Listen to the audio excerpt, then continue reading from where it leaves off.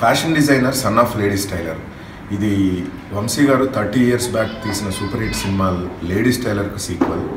అప్పటి lady styler కొడుకు ఇప్పుడు ఏం చేస్తుంటాడు అనే కాన్సెప్ట్ నుంచి వచ్చిన కథే fashion designer son of lady styler.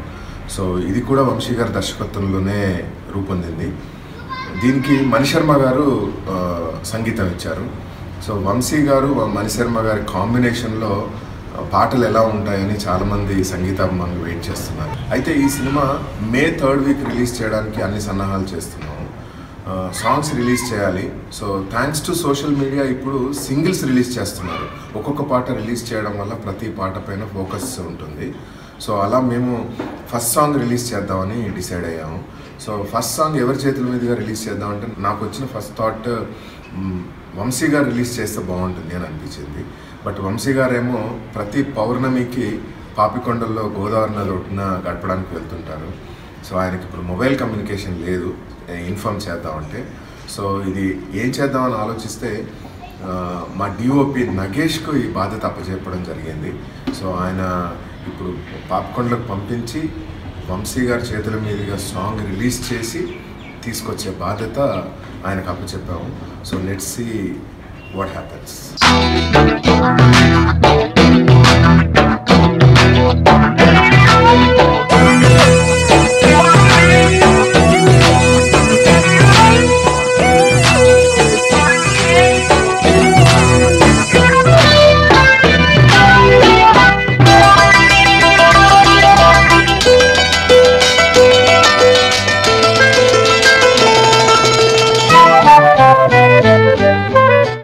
నమస్కారం.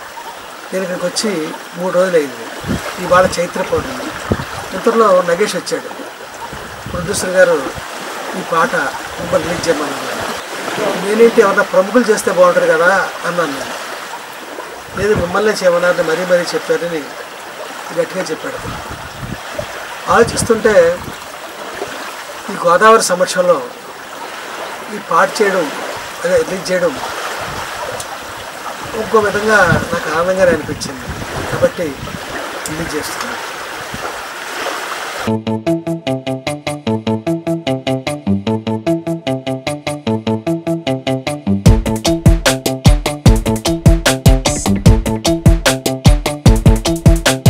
పలుపుతాడు తెంపేసుకుని గేలా పెట్టుకుపోయినమా దున్నపోతుని ఎత్తుక్కుంటా కోనసీమ దాటాం, పట్టిసీమ దాటాం, పోలవరం దాటాం, దేవీపట్నం, సింగనపల్లి, రేవులన్నీ దాటేసి ఇంకా ఎక్కడికి వెళ్తున్నా? పాపికొండల్లో లేత ఎండల్లో పాట పుట్టిందో తేటి గుండెల్లో, ఏటి పాయల్లో గూటి పడవల్లో ఈడు నవ్విందో 7 రంగుల్లో. గడసరి జోడి నువ్వు కదా, ఇక చెప్పుకు తీయని సదా, పిలిచెను నేడి ప్రతి పొదా. దోర దోర సొగసిది, దొరకక దొరికిన పులసిది.